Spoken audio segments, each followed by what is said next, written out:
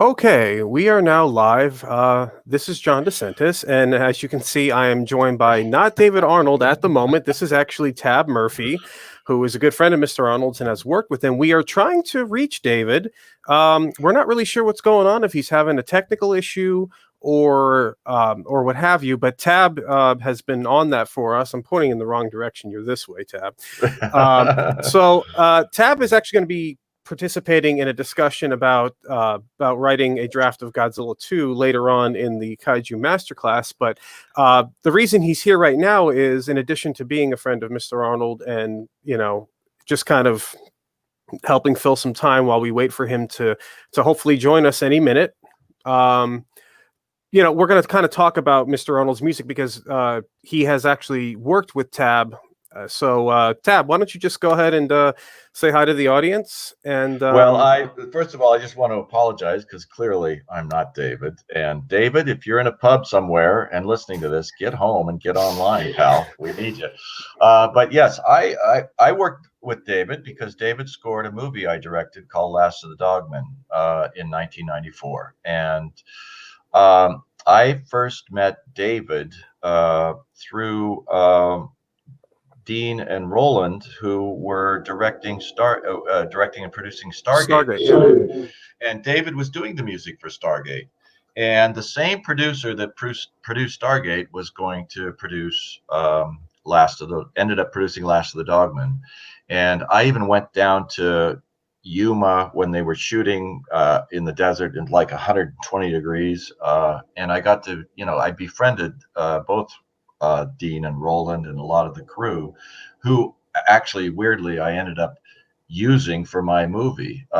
Most of them shifted right off of Stargate onto Last of the Dogmen, and we went off and made that movie. And David was kind of sort of that. It was that same situation. The producer came to me because we were looking for a composer for the film. And he said, "Look, I just got to tell you, this guy David Arnold is awesome. He's fantastic, and you should really sit down with him."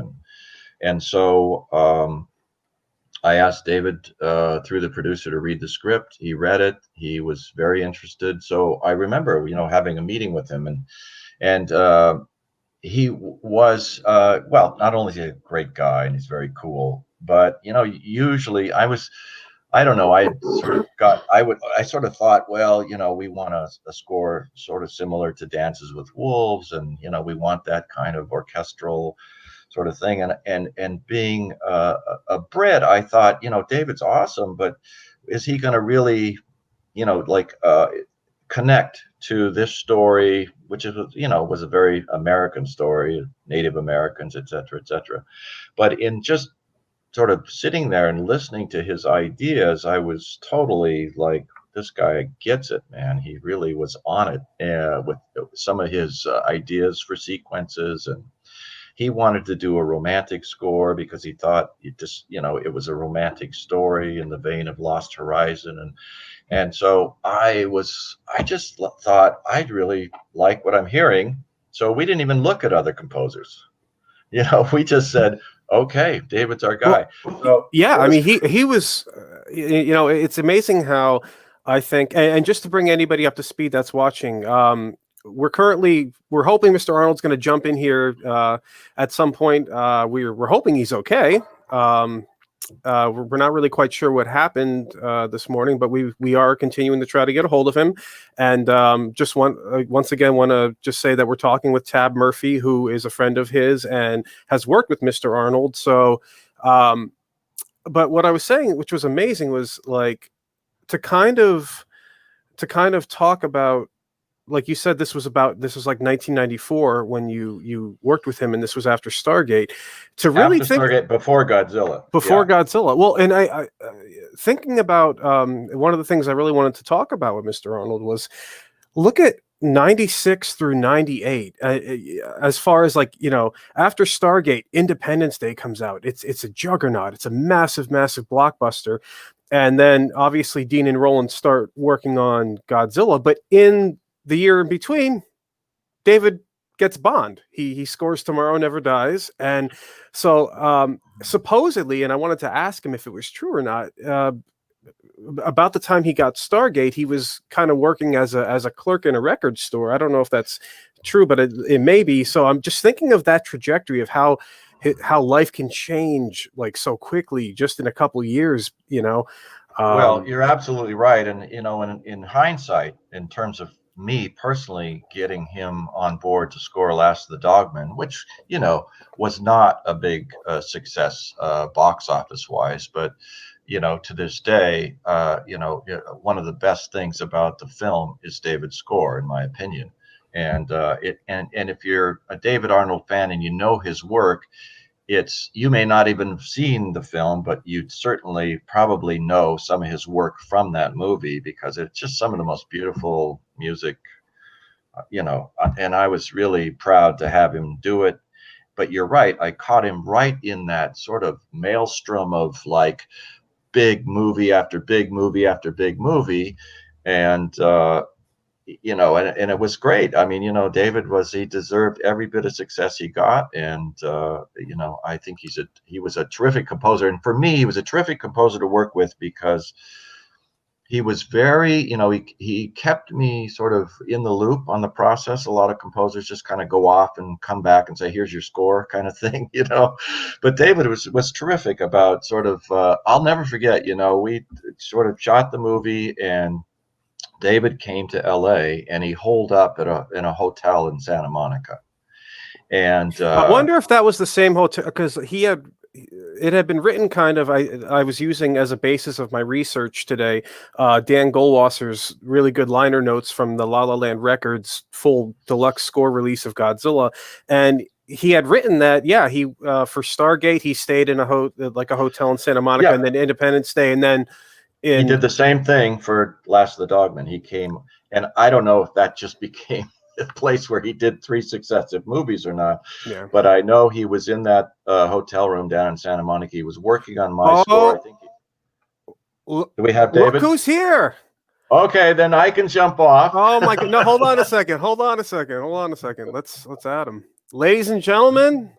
I think we have David Arnold with us. It's like the gods have decided that they don't want me to talk to anyone. That was an unbelievable carousel of bullshit. Oh David, my goodness! You made an entrance that will go down in history, my friends. Well, I made an entrance. That's the main. You made an entrance, and you saved me from having to fill more time. I'm really sorry. That was so distressing. No, it's all right, David. It was a weird thing. Yeah, I was actually just talking to them about our collaboration on Last of the Dogmen as a time filler. So I'm sure most people would like to hear you talk about Godzilla. No, you got the best out of me on that one. I think that was. Yeah, you know what? I told I think you captured lightning in a bottle, and I think I captured lightning in a bottle because you got to score that film. So that works both ways, my friend. Thank you. And also, that plays really well live. It's like when we do it live, it's like it plays amazingly well. Yeah, well, you have to come and see it if ever that happens again. Yeah, I'd love to. Anyway, it's great to see you, pal. I'll let you get on with your hour and whatever they're going to soak out of you, but horrible embarrassment. No, it's quite all right. You know what? Fans are very forgiving, and you're here, and Godzilla awaits, but I just want to say it's great to see you, man. It's been a while. Yes. All right. Take it away. Make another movie. Tab, thank you so much. Working on it, buddy. All right, John. We'll see you tomorrow. David, have a great time. I'll be watching. Take care, pal. Thanks, Tab. David Arnold. Great to see you. Thanks for joining us. First of all, let me just explain what that hideous delay was. First of all, I just had like a really, really heavy storm over here. So the internet was virtually non-existent for about 10 minutes, 15 minutes. And then I got on, and it was in the, you have to use Firefox or Chrome. So I was doing the Chrome thing, and every time I did the link to Chrome, it says you've got to do this in Safari. And every time it took me to Safari, it would open Safari and then just go on the beach ball of death thing forever and ever and ever. So I was going around anyway. Eventually, I'm on my third device now. I've been through two.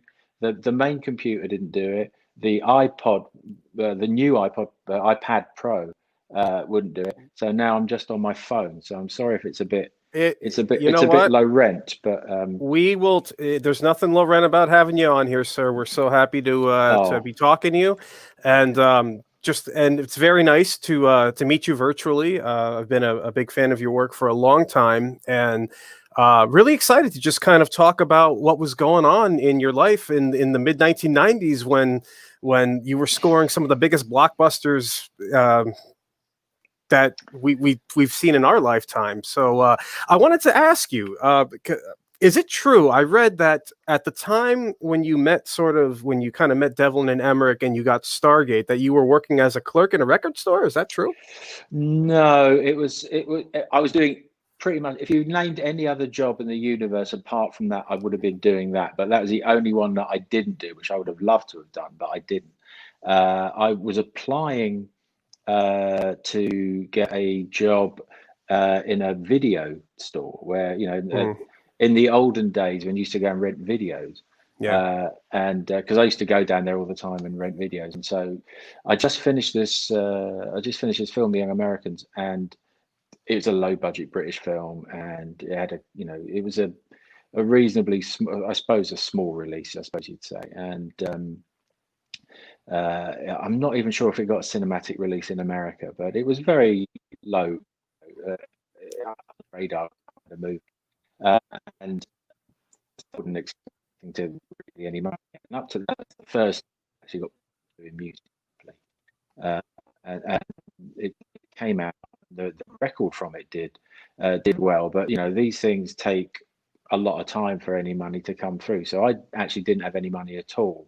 There was very little money for the film, and what little there was, I spent on getting an orchestra in for a day, and so I did the whole thing in one day, and so that's where it all went. So I was then having to do what I'd been doing all the time up to that point, which was working a lot of time. I did 4 weeks in kind of odd menial jobs, manual, sometimes work. I was working in a factory. Boards, and I was on the production line. Then the next week, I temp job at the computer office. I was on the floor with all the production who hated everyone in the office, and then I was up in the office with the guys who everyone hated on the floor, and everyone hated everyone down. So this really interesting thing about seeing all these different styles, how people were and behaved. Just the condition, all sorts of stuff. I was in holes. I was working. I was loading on. I'd do anything for 2 or 3 weeks, and then I'd do 2 or 3 weeks writing. And I was living in my mum and dad's house, and it was all quite embarrassing. But then, Young Americans came along. And then Stargate came sort of pretty soon after that. But I mean, with Stargate, I didn't really know, honestly, what I was doing. I didn't have an education in film composition. I didn't have an education in music composition. I was kind of self-taught, and I was working mainly, learned by doing 8 or 9 years of doing film, and this made, sort of doing odds and doing things, and then on stream. By the time I start, what to get it to, music character, so what that is, it's someone who, they'll help, they'll give you about where a change happen, and cut music. If there's any changes that night to happen, they'll give you a list of things where, which bar you could, possibly move around, or we need to lose 13 seconds at this point. Someone actually does that job, I have to do that, and they go, brilliant. The music. So suddenly all this is happening. I ended up in a hotel room in Hollywood, writing not really what I was doing, to be honest, but anyway. So sorry, I'm just like I think you're having a little bit of a Wi-Fi like your signal. It was kind of difficult to understand a little bit of what you were saying there at the end, but I believe. Sorry, it's No, it's okay. Well, like I said, it seemed like you had a really rough go of trying to get an internet signal that was good enough. So basically, what it was interesting, and the reason I asked that question was because it seemed like, even based on what I put together from what you said, like so much of your life just changed between 1994 and 1998 in just 4 years time. Obviously, um, during that time, TriStar Pictures they had been trying to get the Jan de Bont version of Godzilla going, and that got pretty far into pre-production, and then it just went away. And meantime, Roland Emmerich and Dean Devlin make this movie called Independence Day. Tiny film.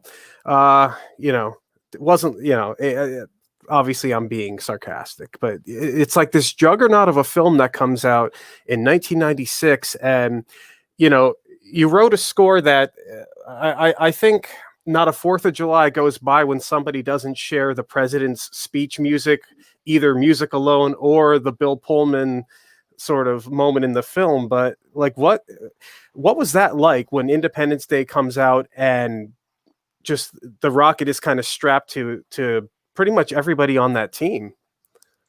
Well, I was back in London at the time, so I wasn't around. I mean, this is what's interesting about doing this job, is you can part of it, and then when the thing into the, you don't really know anything about it. So I knew it well. It made a lot of money, and it was in that regard. But it's very much a cultural heavyweight in I think. I mean, I was there while they were promoting stuff when I was still writing, and there were helicopters going up and down Santa Monica Beach with trailing banners saying the world ends July the 4th, and every bus that went past had an Independence Day, July the 4th, when's it coming out? And I'm still writing it, in June. And so it's vaguely terrifying.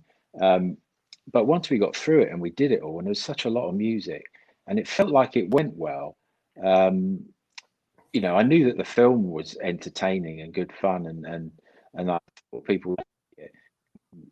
No idea that it would do as well as it.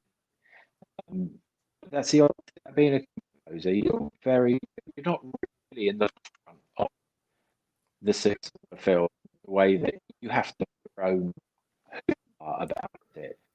People suddenly start sending cards, and amazing things, or much part of I suppose, like part of the technical creative team. And so, you would have to, put your own posters out saying, well done, Independence. Your agent would say something. So, I don't really difference made. By the time it came out, I was onto the thing, and I think it does it. It inspires confidence in people. It means that, well, if he can handle that and has done that well, then it gives you a little bit more authority, I think, on the next job, because you can say with a certain amount of confidence, I know what I'm doing. Look at this, and so I think that helps a lot. Having a big movie helps everyone who's attached to it.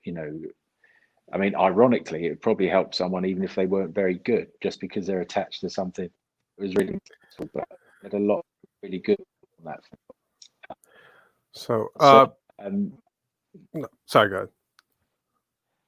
So, I certainly appreciated it, and the canvas was huge and broad, and allowed to be as well as driving and emotional, and sometimes you'd write something that was a bit very obviously Americana, but it was interesting for a film so very American.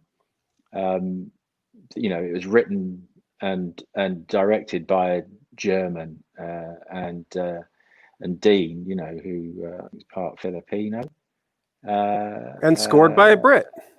scored by a Brit, production designed by a German, Patrick DP, Tatopoulos. Greek production design. Sorry, and the German DOP. So there's this huge European, sort of non-American contingent to this film, and in a way, allowed a certain amount of we could stand from it a bit, and almost on the Americans in that movie was referenced from movies, real life. So it was sort of stylized and to an extent cartoony in a lot of ways, and a film with the most amount of saluting I've ever seen in a film. Indeed. So David, just really quickly, on the technical side of things, your signal is kind of getting a little spotty, so I'm almost wondering if turning the video off that was a suggestion, it might improve the audio quality. Okay. Or we if could you just can't try. see me, that's probably. Well, if you can't see me, it'd be better if you to be honest. I'll put still. Are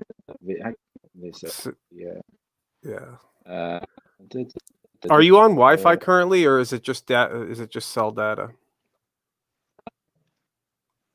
I said, are you on just Wi-Fi, or is it cell data?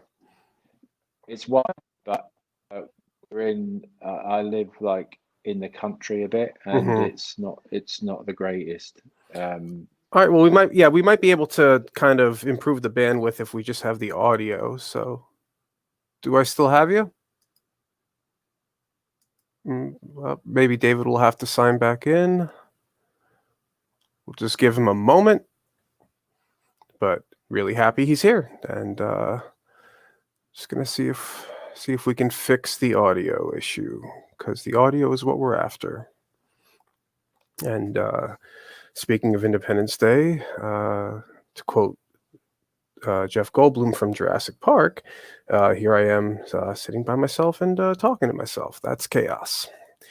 So we're gonna just wait on Mr. Arnold to log back in, and we might get a better streaming signal at that point.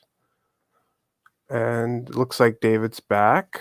Yeah, do you know what? It's like, for some reason, this system is the options are camera and mic on or off. Let's see here. So it's got to be just all right. Well, we'll just deal with it. We'll do the best we can. So getting back to where we were going, an interesting thing obviously happens between Independence Day and Godzilla. You joined a pretty prestigious franchise. You got Tomorrow Never Dies, which was the second Pierce Brosnan James Bond film, and you had that on a great recommendation from a pretty legendary guy. Well, I'm in two minds as to whether that it was true. I mean, Barbara Broccoli told me a story that I've no reason to disbelieve, that that she was buying a bunch of CDs in a record store in London of composers to listen to, with the idea of casting someone in a composer role for Tomorrow Never Dies. And the guy behind the counter, when he's asking her about it, said you should listen to David Arnold stuff, and gave her, pointed her towards a couple of my things. But John had been very complimentary about the record that I'd made, which Shaken and Stirred. Yeah, and I think he was sort of quite touched that someone who was getting quite a lot of work at that point took 6 months, to a year out to make a record of mainly his songs. I met him a few times, and he was very nice about it, but I'm not sure if he would have, I'm not sure if he would have actually said, knowing John, I'm not sure he'd have said you should get David. I'm not quite sure what he might have said. He's pretty blunt. But the fact that he liked it, and he publicly liked it, and he'd said very nice things about it, and he was still very close with Barbara and everyone at Eon. And I think the combination of Independence Day doing very well, me getting a Grammy for that, and their record coming out and doing very well. And so there you have, in a way, the perfect storm for me. It was that I've now got a track record of a couple of big movies, that became very big movies, and a sort of lifetime love affair with the music of James Bond, provably, on a record that's done very well and had like 3 top 10 hits from it. So they could hear a kind of future in the music with someone who is very enthusiastic about it, alongside someone who's got a short but at least successful film career.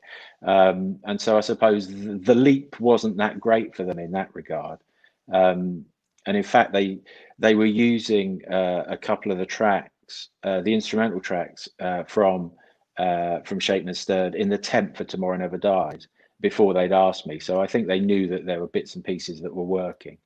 And then luckily they asked me, and that was the start of like a sort of 20 years of an incredible relationship with those people. Yeah, it was absolutely wonderful.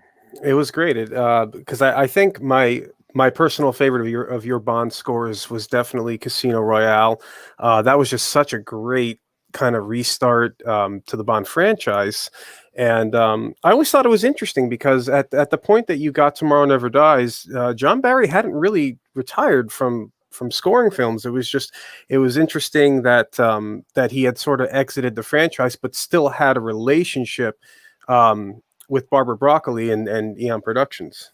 Yeah, I mean, if you work with Barbara and Eon, you are for life a part of that family, and it's, I know people say that kind of thing, but with them it is actually true. They are so inclusive and considerate and caring, and and I mean, I still work with them on various things, charity things, fundraising things. We did the Casino Royale live thing. If there's stuff that they want me to do to organize for, various, they had this Peel commercial that came out, that was about the clothing. And they asked me if I would do that for them, to write some new Bond music for that felt like, kind of classic Bond stuff. And it was like 8 years, I think, since I'd written anything. And I just got straight back into that, and it was so much fun, and I really loved it. And I thought, God, I still really love doing all this stuff. And that was just, just great to be able to have a call from them about it. And, we've done concerts together, and, the Casino Royale live thing was the first Bond thing that got a live. Was that one at Royal Albert Hall? Yeah, that's the Albert Hall for the first time, and I think it's probably played, I don't know, 40 other times, I think, around the world. And still, would there had not been this hiccup, it's, would still be playing. So, just to still be involved in it. And, they licensed that version that I did of the James Bond theme at the end of Casino Royale for Spectre and Skyfall. I actually noticed that because I thought it sounded like the exact same composition. Like it didn't. Yeah. It sounded like it was like note for note the same recording. Yeah. They phone up and ask, and ask if it's okay, and it's like, well, of course it is. I mean, it's lovely because it felt so much part of Daniel's Bond. And then interestingly for me, I think when we sort of moved into Quantum of Solace, it felt like that's when it started getting, in a way, more interesting for me and Daniel Craig's Bond, because we got over the who is he? Oh, here he is. And then the explosion of the theme at the end to let us know that he is James Bond now. Because it's about him. It really is about him becoming James Bond in that movie. Yeah, which is why you can't play the theme. If you play the theme, then it's like, oh, there he is. There's James Bond, and it's like you don't want him to be that. He needs to earn it. So the movie was about him earning, I suppose, the history and the and everything that we know about the character, as well as all the new stuff that he brought to it. But then I thought it was interesting with Quantum of Solace that it was a different, it started on this other thing that he's You know, he's tortured by the thing with Vesper. Vesper. You know, I think why it worked so incredibly well was that you believed it entirely. You believed that he'd only just become a 00 agent, and he'd only just kind of completed this mission when he decided it's not worth it, and she's worth it, but the life of a 00 wasn't worth it, and he throws it away. You know, I mean, you have to believe that. And I did believe that, you know, that the feeling that made him do that was real. And I think that's why that relationship was so powerful. And I think it's interesting that over his films, you know, even the ones that I haven't done, that there is this overarching sense of unfinished business, you know, with Vesper and his feelings for her and everything that, you know, basically when he met her, it's impacted on everything that's happened to him up to, I mean, I haven't seen No Time to Die, so I can't say what happens in that. But if they are completing this story arc, you know, then at some point you would feel that the shadow that she casts over his tenure is still present. But I'm fascinated to find out what that is. It was amazing because I think that's the only time, and it makes sense given the way that the movie goes, that Bond was ever really affected by a woman on a deep level that, you know, that he actually loved. And then to find her, the twist that we find out in Casino Royale, you're right, that's like the moment. And I remember specifically in the film is when he sort of there's a guy waiting to shoot him, and you think he just shows up behind him, and it's like, okay, that's Bond. Now he's becoming the Bond that we know, and that's amazing in that film. So, but it's interesting, isn't it? Because the only time that it's happened before, obviously, when George Lazenby was Bond in On Her Majesty's Secret Service, and he marries Diana Rigg, you know, Tracy in that film. He marries her. Who unfortunately just recently passed away. Yeah, amazing woman, and in that film, you know, an incredibly important thing to happen. You'd think that, you know, I mean, if this was a continuing thing, as with Daniel's film, you know, Bond's wife getting murdered by his arch enemy at the end of a movie, you'd want the next film to be like the mother of all revenges, wouldn't you? But so George didn't come back, Sean came back, and we had Diamonds Are Forever. And the idea of him, I suppose, being married or having an effect on him was sort of abandoned in a way. You know, it was a standalone story, as most of them were. You know, it's the continuation thing is a relatively new thing for Bond. You know, it wasn't until, you know, the Daniel Craig's films that we are led to believe that this is a strand of continuing storytelling rather than standalone storytelling. So I am very interested to see what happens in the next movie. But it does make me feel, you know, very happy that at the start of that, where it felt like it was an important thing going, I was able to at least be on for, you know, Casino Royale especially. I think, you know, that relationship with Vesper felt very important to me for the character. We'll see what happens. Wonderful. So Tomorrow Never Dies comes out December of 97. At that point, throughout 97, Devlin and Emmerich are filming Godzilla 98 in New York City and in Los Angeles. What do you remember about kind of getting the call and finding out that they were going to do it? Was it just assumed from your previous collaborations that you would be on that project with them, or like, what do you remember? And also, what is the gestation period like for when you find out you're going to be scoring a movie called Godzilla, and you probably knew a little bit about the franchise growing up? Like, what's that like with just kind of developing musical ideas in your head? Well, I mean, I never assumed that I get called to do anything. You know, I mean, I'm always astonished when anyone asks me to do anything. But Roland and Dean, we had an amazing run, really, I suppose, if you think like Stargate and Independence Day as a combination of film and music of that genre and of that style, you know, achieved a level of success commercially, I think, that everyone was very happy about. I mean, for me, creatively, there are very exciting things to write music for, you know, because when you have something which is fantastical, it's like your palette becomes enormous. You know, there aren't really any rules in sci-fi. You know, you can bend all sorts of truths about things that can and can't happen.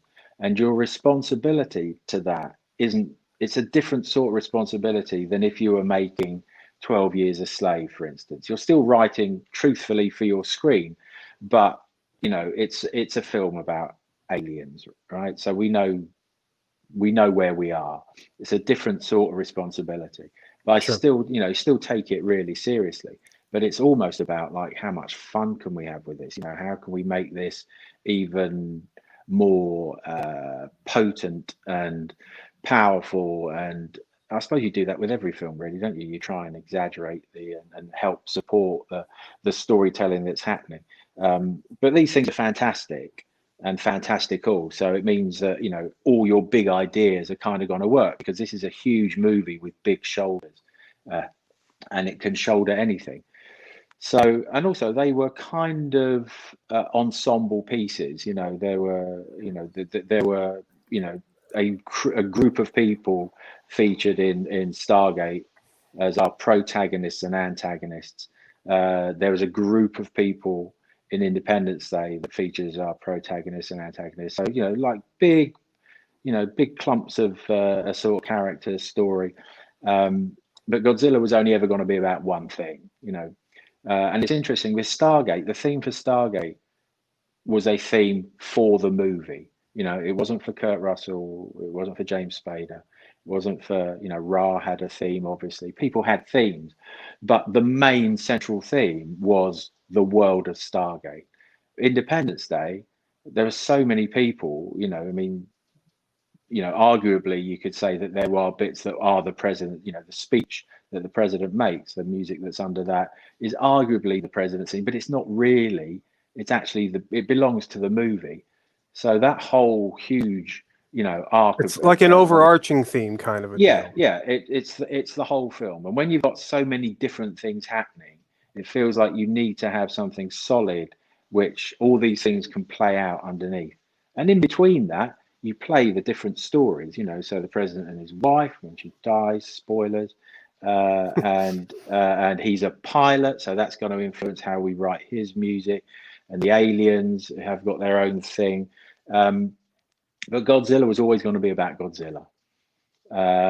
And so the most intimidating thing, I think, is, when I do this live, right, I do Godzilla, I do the opening title live, and that was in a way the most difficult thing to come across, because that would be the thing that defines it.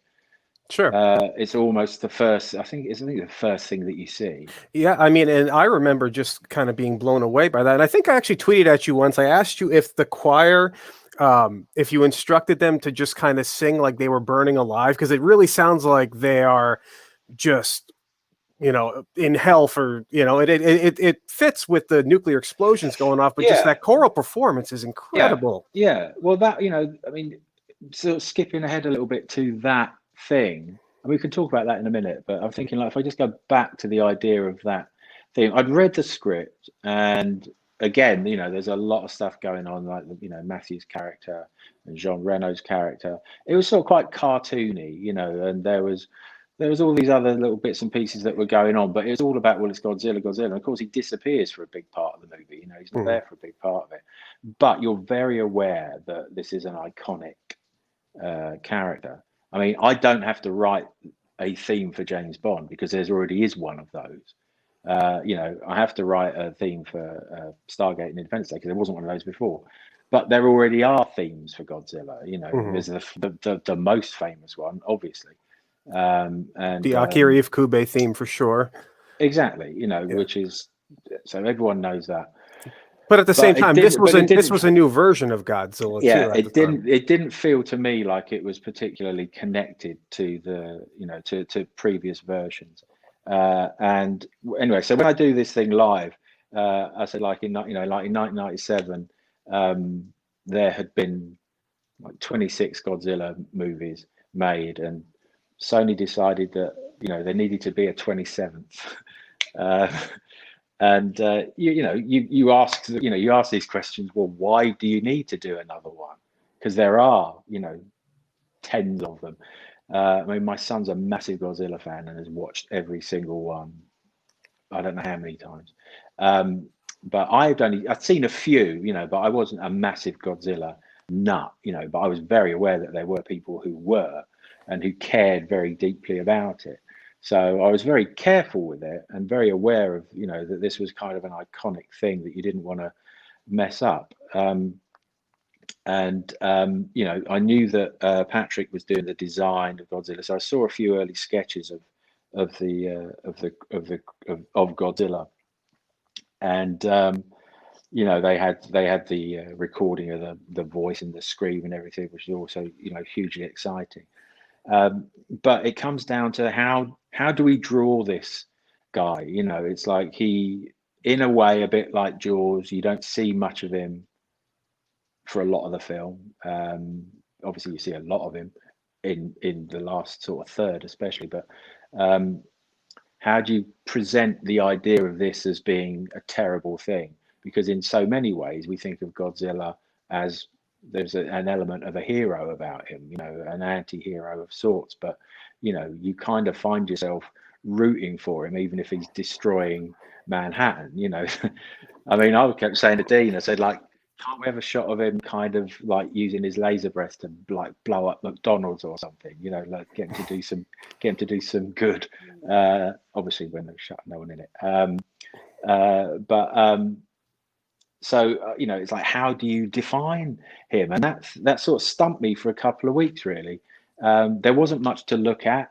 I saw some scenes that were cut together, but the Godzilla that I saw looked like kind of Lego, animated sort of Lego blocks. It was very blocky, not really the design at all. Like it was almost like animatics, like unfinished CGI, essentially. And in 1997, those very early animatics were, it looked like the number 4 moving around the screen. Sure. Like made in cut out blocks of paper, different color paper. And obviously as it came along, but you didn't really see it till you were well into the movie. And Dean was very much, wait till you see the creature, wait till you see the creature. And I kept saying, well, I haven't really got, I can't wait. We've got to get going to the core and to the heart of it. So, I mean, because he's a mute creature and because you've got no way of knowing what it thinks about anything, and it doesn't really give you any indication of what it thinks or what its purpose is, other than, as we find out later, to reproduce. But it seems to be its purpose is to destroy anything which might get in its way. And I thought, well, that's a pretty good reason for a continuation of a monster to exist. So you were talking about the choir. I mean, for me, they should represent the terror that everyone should feel, as soon as he comes out of the river and steps on board, Manhattan Island and starts doing what he's doing. It just felt like from that point on, it should be like an invasion, an unstoppable invasion of a singular thing that we cannot really cope with. And so there's a lot of unknown terror and the idea that no one is really in control of this. And it's all really down to luck that, that and a little bit of wit that people are able to, deal with it at all. But I mean, even in the dealing of it, there's still masses of destruction. It's still a terrible, it still exerts a terrible force on everyone and everything. So for me, finding that opening thing was the key to it, really, because you want to. And personally, my favorite part of the movie is the opening title. That sequence that suggests that these sort of caiman lizards irradiated by nuclear testing was like an incredibly bright and sort of quite funny in a way, witty, smart, alternate way of looking at how Godzilla came about, and showing the lizards scuttling off the rocks once the explosion happens. And obviously seeing nuclear explosions is always deeply distressing anyway. I started off with the French national anthem. That was it. I recorded the French national anthem, and I wanted it to sound like a really, really old record, because it was like scratchy material. Yeah, you sort of hear that. That's like actually one of the first things you hear, kind of that's playing the first over thing you hear. So I recorded that with the orchestra, and then I pressed it onto vinyl, and we spent an afternoon kicking it around the studio until it got scratched and knackered. I've still got it, and then I put it on an old record player, and then we recorded that. We put a mic up to that, so it sounded like an old gramophone, you know. Yeah, yeah, sure. I mean, nowadays you would probably get an app which would make it sound like that. Yeah, you would do it digitally, but that's much more fun the way you did it. Yeah, and I've still got the thing as well. I found it the other day. That's a nice piece of memorabilia to have. Yeah, I'll have to give it to someone at some point who would. I don't know what they do with it. Just have it. Yeah, pretty much. much. It was in a box. I mean, you know, during this whole COVID thing, I've been having lots of clear outs, and I found tons of old Godzilla stuff, like old scripts and scores and promotional stuff. You know, I remember when the film was about to come out, I was having a talk with Dean about it, and I think he said there was something like 800 promotional tie-ins. It was a massively promoted movie. I mean, there was the Taco Bell tie-in. There was all the signs, like in New York City. His tail is his foot is as long as this bus. He's as big as this building. It was really almost an unheard of type of marketing campaign. I saw Godzilla shaped like breakfast cereals, and the best one that I saw was a Godzilla footprint swimming pool that you could buy. So there's that shot where Matthew is in the footprint, and you pull Hands out, up, yeah, and you see he's in the footprint. So that footprint, if you bought this Godzilla swimming pool, whoever it was who supplied it would come round and dig a Godzilla footprint shaped swimming pool in your garden, but the logo was on the bottom of it. So, you know, it's just a massive advert for. I wonder if any of those are still in existence anywhere. I don't know, but I remember seeing them. Maybe a couple of people bought them, but there were candy bars, there was breakfast cereal, there was like some limited edition car thing, or it was just an extraordinary amount of stuff. And I mean, that seemed to be like at the height of the sort of, you know, the not exactly product placement, but, you know, the kind of promo spin-off thing. That seemed to be, I'd never seen anything like that before, and I don't think I've quite seen anything like it since. I'm not sure. There's been a few, but I mean, that was. Do you watch The Boys? I have not watched it yet, but everybody's been recommending it, so I have it in my queue. There's a kind of a thing in that where, you know, that it's about a bunch of 7 sort of superheroes that are actually sort of work for a sort of corporation, and they're corporately created and managed, and you know, that is a very clever show, because everywhere that they go, there is, you know, all the different characters have, you know, books or cars or bikes or food or breakfast cereal or makeup or shampoo. You know, it's the corporate exploitation of your sort of commercial filmmaking.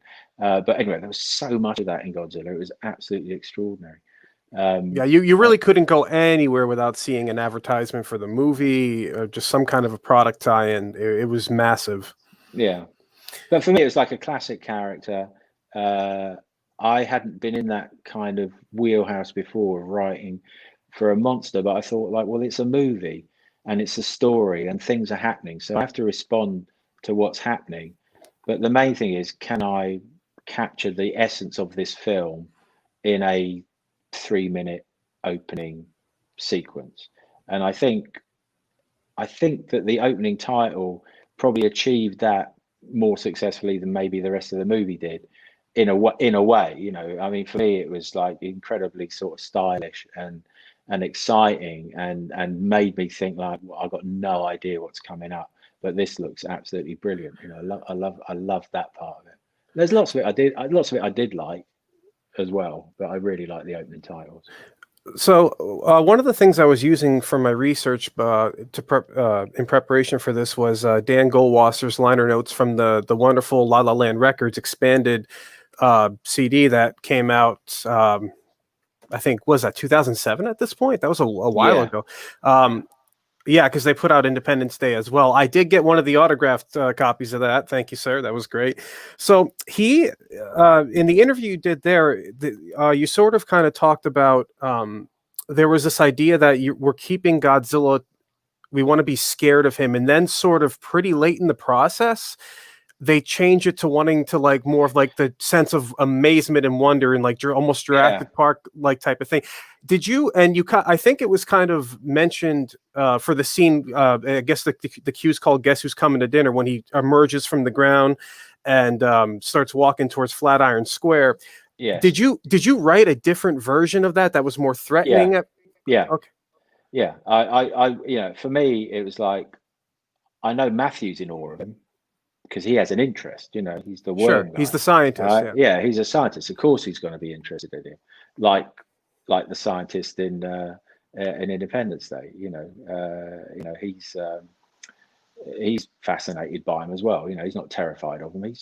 And so of course he's going to be. But I thought, like, well, if the music tells you in a way, because everyone's seeing him for the first time, close up without shooting at him, I just felt like if everyone's in awe of him, then what's the problem? So when I did it, it was still quite, you didn't know what was going to happen. Everyone was still very much on a hair trigger. And they were, it was a trap. And as it turned out, it was right. As soon as he started tucking into the food, they start shooting at him, and then off he goes again. But I remember like Roland and Dean sort of saying they wanted it to feel awesome in the truest sense of the word. They wanted it to feel majestic, and and so you view it as something wonderful, which I found a little contradictory to where we'd been with him and also where we were going with him, because there wasn't anywhere. I mean, apart from the end, I suppose, when Matthew is on the bridge with him at the end, the relationship and the awe-inspiring aspect of it, we don't really get back to that. A lot of it is then about him escaping or attacking. There isn't really much of the awe-inspired aspect of it. That was my argument. And the thing about composition is, you have to say what you think about it, and you have to write what you think is honestly right. But there's also, it's Roland and Dean's film, and I trust them to make the best version of the film that they are going to be able to make. And if their call is, well, we like what you've done, but we think it should be like this, then, for me to say, well, I think what I've done is correct. All I can do is say, this is what I think, and this is what this is what this music that I've written is about. It's about that part of it. But if you want that part of it, of course I'm going to do that. It's if you don't think it's right and you want it to be that, of course I'm going to do it. I mean, for me, being asked to rewrite something, I write music. I like writing music. So being asked to write more isn't a problem. I'm very happy to do it. And funnily enough, when you do go back over a scene and rewrite it, you have a very intimate knowledge of it already, because you've already sort of taken it apart and you understand the beats of it and the rhythm of it and the sense of it. And so to make that more awesome was in a way just turning on its head what I'd already written. So it wasn't difficult to do it, but I just thought it was interesting that that's quite a major sort of tonal shift from that opening, and him arriving there and then everyone panicking. I think the only thing we can do is try and destroy it, to being in awe of it. Otherwise I would say that, well, why isn't there an attempt to preserve it or track it or trap it, or it's like everyone pretty much with a uniform on is kind of trigger happy, and we know that they're the ones who are going to be the problem, in terms of what Godzilla has got to deal with. So those sorts of discussions, those creative discussions happen all the time with films, and I ended up really liking what I wrote for it. I liked it. I thought it was good, and I thought it worked in that respect, and I hope it did what they wanted it to do. Well, and it's interesting because in that scene, just kind of the way the theme builds to when the trigger happy guys sort of see the creature, you can sort of hear like the horns are really in a high register, kind of doing that theme, and it doesn't surprise me that I see James Thatcher's name in the liner notes. He's a pretty legendary horn player in Hollywood. Yeah, we were extraordinarily lucky, as always, to have this level of musicianship available. It means that you can write what you want without having to worry about someone putting their hand up and going like, we can't do this. You know, that was never an issue with any of the music that I put in front of any of the players in LA in the films that I did over there. You know, you just get you feel absolutely spoiled because you get used to the level of brilliance, you know, and it's true of London as well. You know, it's like you're just absolutely spoiled by the genius of these people, about how perfectly they can play something, how they can change the way they play it just by having a few words spoken to them about it. And yeah, never any issues of can we try it differently? You know, it's like they make it work. And if there are any suggestions, it's inevitably to make it better. So you obviously do you ever conduct your scores? Because I know you were in the booth for that, and Nicholas Dodd was Yeah. listed as conductor, and I think he worked on orchestration as well during the movie with you, right? Yeah. We had a good. I mean, I haven't worked with Nick for a while, but we did it. You know, we did pretty much every movie. And Nick's a brilliant, very old-fashioned kind of conductor. Sure. But it was a great shorthand for me because, you know, the music that you hear in the room with the orchestra, as lovely as it is, you're the only person who's going to hear it like that. You know, everyone else in the world is going to hear what it's like It's going to get compressed, coming through the mic. So I mean, I sit in there and I make my comments based on what I can hear recorded. So you know, if it's like, you know, like the flutes are really sticking out of that, you know, that G at that bar for some reason with something to do with the room or the positioning, whatever it is, but that really stands out. Can we just, you know, drop that? As a performance, you would never do that. You know, in the room you can't hear it, but recorded, some things pop out, and you know, you have to do things again, and you know, so Nick is just it's brilliant because I don't have to then conduct and then come in and listen, and then that's another 5 minutes lost, and then you go back out and do it again. I like being where all the gossip is, because you know that if there's going to be any trouble on a film at the recording session, you know, there's gonna be a phone call that comes into the control room, not to a member of the orchestra, you know, or at the podium, you know. And with a film like that, where there was new visual stuff coming through, sometimes 3 or 4 times a day, you know, and scenes would change while we were recording it, you know, and then we'd go back and do it again in the afternoon. And you know, you'd have all these different sort of hairpin turns that were being taken, and it was a lot of work, you know. It was quite a huge amount of expectation as well, I think. I think partly because with the Jan de Bont thing, I think the problem, from what I could gather, was that it was turning into a very expensive film, and I'm not sure that they wanted to make that expensive of a movie. And Roland Dean had a reputation for bringing in sort of big movies that, you know, are quite low, you know, lower than expected, I suppose. So you know, they're very genial people. It's sort of funny that you mention that, though, because I think what you're saying is exactly right. Like, the budget for the Jan de Bont version was skyrocketing, but then the budget for Devlin and Emmerich's film ended up being what Jan de Bont wanted, you know, at the end of the day anyway. Yeah, exactly. Oh, the irony. Yeah. So I just with a movie like this that is as big and loud as it is, what is the dubbing process like when you're throwing the score into the movie and you have to sort of work with the music editor to kind of obviously you're probably still making cuts to the music after it's recorded just to accommodate new scenes. Just like, what's the dubbing process like on a giant movie like that? Well, a lot of it is going on while you're still working. I mean, there is such an enormous amount of sound.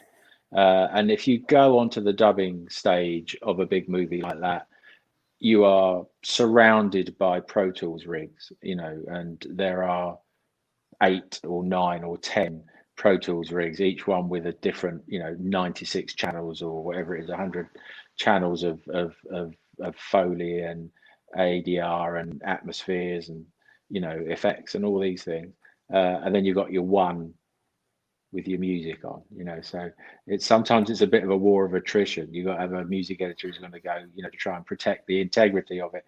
But you know, you should know when you go into a movie like this that it's a team sport, you know. And I think there were times when, you know, I think I'd learned a lot by then in terms of when to write and when not to write. when there's obviously going to be like massive sound effects, to not bother doing, you know, intricate detail, because you will never ever hear it. It'll just get lost. Yeah. Yeah, you know, and you know, you know, in that film, In Abundance is the composer's enemy. You know, there are hordes of enemy elements to music, which is you know, machine guns, explosions, and helicopters. You know, those things in abundance pretty much wipe out, you know, 90% of what you write. So you have to write around it and write aware of it.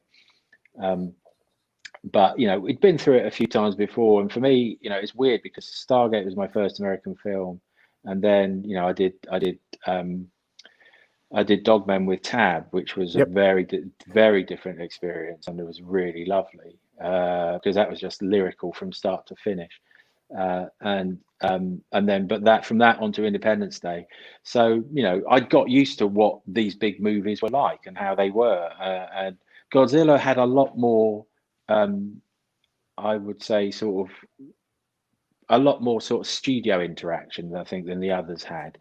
There were a lot more people visiting and listening and checking it out. You know, people that I didn't know. People that had opinions, probably, and yeah, you know what? Everyone's got an opinion. When you're spending that amount of money, you're entitled to air them as well. But we did them in sections. We didn't do the whole thing in one go, and so there were bits and changes and bits and pieces. But I mean, I'm always very amenable and, you know, to changes anyway, because, you know, I just want to do the best job I can, of course, and to write the music that's going to work for the movie that they've made, and not the movie that they haven't made. You know, there's, when everyone came down, I think the two pieces that we play them to allay fears would be the opening title sequence and then the taxi chase, you know, at the end, which was you know, kind of like just super excitement. So it's those two things, and they usually went away thinking, okay, this is going to be all right. So like hearing a big action cue can kind of tell them, all right, yeah, this has what we need. And the reason I asked that is because you actually wrote one of my favorite 1990s action cues in this movie, and that's the first helicopter chase music. Just because you know, as soon as Godzilla takes off running and you get the statue falling almost on Broderick, but I love the percussion under there, because you got like that, and it's got this like great forward motion. Just wonderful. Yeah, I think that was the first time I actually worked with the percussion guys independently on those things. I spent a day with oh God, it's such a long time ago, I can't remember. But we went around the warehouse, and you know, the percussionist guys in LA have got these warehouses full of the most amazing things that they hit and bash and drop and clank and throw around, you know, to make amazing sounds. And we picked out, you know, instruments and things that weren't instruments, things that just sounded amazing, and started building little kind of organic loopy sections with it. And was it what was it, Mike Fisher and Robert Zamiti that you were speaking of? Yeah, Bobby Zamiti was principally the guy that I remember, okay, more than anyone else. But I think Mike was there as well, and I mean, we had about 5 or 6 percussionists, and this is what's so sad about it. You know, you're only with these people for 4 or 5 days, you know, and then it's a year before you see them again, if that. And so I didn't get that much of a chance to be with them, but we did have we had a lovely day or two with the percussion guys, finding the right things, you know, and then went over to their house. And we started building little kind of interesting kind of metallic niggly loops and things that would be like sort of quite itchy and stuff that would allow it to kind of, without being all, you know, massive bombastic drums, you know, for just little pieces of sort of rhythmic energy to be able to cut through. And then we did things with chains and slamming metal doors and going into underground car parks, and, you know, just things that sounded foreboding as rhythmic things, and as far away from, you know, whatever you think of drums, you know, it's like there is an element of familiarity with the sound of a drum. And I know everyone uses like taikos and the big aggressive kind of like war-ish style drums for certain things, but I quite like the idea of having something percussive happening which doesn't give you the comfort blanket of knowing what it is. And that idea sort of goes back to like Jerry Goldsmith using mixing bowls on Planet of the Apes, and even like Michael Giacchino, obviously, who you know very well, on Lost, would use like plain fuselage parts. Yeah. I mean, it's like the Rite of Spring. It's like it's not a rodeo that one's ever been to before, and it's not a new idea. But I think it's nice to be able to apply some original thought to something that you could quite easily kind of taxi by on. But I know Michael. Michael's always trying to find new things to do, and you just have to be very careful that it's not a gimmick. It just doesn't sound like this is a film about cars. Let's make all the sounds out of cars. Yeah. I think you can do that. You can do it carefully, but not so it's very obviously. Because actually, weirdly, in Fast and Furious, that's kind of one of the things that I did do. Is that I did a whole kind of I did a rhythm track, which was sort of I got like the UK's leading scratch DJ, and I got the guys who made all the car sounds, so all the car revs and the tire screeches and the handbrake turns. I got them all printed up on vinyl. And I got the guy to basically scratch the sound of the cars into the records, but that was on Too Fast, Too Furious, which was quite a long time ago now, I think. So one of the things that I wanted to ask, so Godzilla came out, and it was by no means like a box office bomb, but it had this reputation for not having lived up to expectations. I think just a lot of it had to do with the perception of it not being what people remember as Godzilla. But the funny thing is that that film actually was a lot of young fans' first Godzilla movie. So what do you kind of recall about just the postscript of that movie coming out? Because I think that was your last collaboration with Devlin and Emmerich, was it not? Yeah. Well, after that film, it's something we'd never done before, because it was all in Los Angeles. That we actually went to Mexico. Roland had a house in Mexico, and we sort of all went there to decompress, and it was lovely because it was like being on holiday, but the thing, I mean, apart from it was lovely and he was very, very kind to invite me, was I remember being quite astonished that people appeared to be slightly disappointed that the film had opened at something like $87 million. Because they were expecting like Independence Day level. That didn't open particularly. That opened less, I think, didn't it? I think than I mean, I remember. I think but it made close to $1 billion at the end of the. But I just think for that first week, that first weekend, I think the talk was, this is going to be the first one to break 100 million. This was before it happened.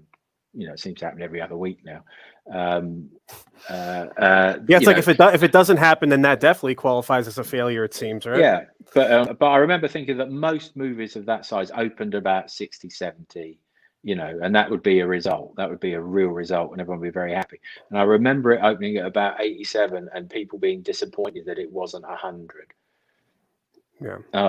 And that was the mentality around it, really. I think it was like it was supposed to be the one that broke 100, and it didn't. So, I don't know if that had any impact on anything else. But I mean, the thing is, it's like I said before with Independence Day. When these things come out, they can make no money or a ton of money. I'm still just sitting at home having a cup of tea. It's like I've done I can't do anything more about it. So it's like what I like about doing live shows is that when you write music for a film, the point of ownership for you as a composer is that light bulb moment when you come across the thing, like with Cab's film, with Last of the Dogmen, is like discovering that theme was the moment where I think, okay, I think I've got it. And you feel confident in it, and then you feel confident when you play it to people as well, because you know it's, you think it's working. And then when, like Tab says, yes, that's it, you go, brilliant, we're on the same page, off we go, we're off to the races. And from that point on, the music sort of stops being yours. It's like then you are at the will of your producers and your directors and your editors, and ultimately, finally, in the dub. It's like they might chop it up, they will change it around, they will drop cues, they will put cues where there wasn't a cue, they might play one the wrong way round, as far as you're concerned. They might ask you to write it in a different style, change direction here, I don't like that. This is all part of what composition is for film. It's a team sport. We're all in there. We've all decided we're going to do this thing. We're standing on the edge of the bridge. We're all holding hands, and we've jumped, and we're all on the way down, hoping that we're going to land safely. Right. And on that journey, all these things can happen. But the idea is that we stay holding hands and that we land safely, and everything's going to be fine. And the music stops being yours and becomes a part of this greater thing, which is what it should be. Otherwise, it wouldn't exist. If the film didn't exist, that music wouldn't exist. So I'm not of the opinion that, that it's a great standalone thing. I think if it becomes a standalone thing, then that's wonderful. But my job isn't to make something which is going to sound great in 10 years' time or be remembered beyond the film. My job is to support the movie as best I can and to make the movie work. That's the only thing that I need to be doing. And if I've got an eye on, somehow creating, some sort of legend of the future, then you're stuffed, because you've got no control over that. People will decide whether they like something or not, and whether they will remember it or not. And so when you do it in concert, the music comes back to you, because then it's just you and it again.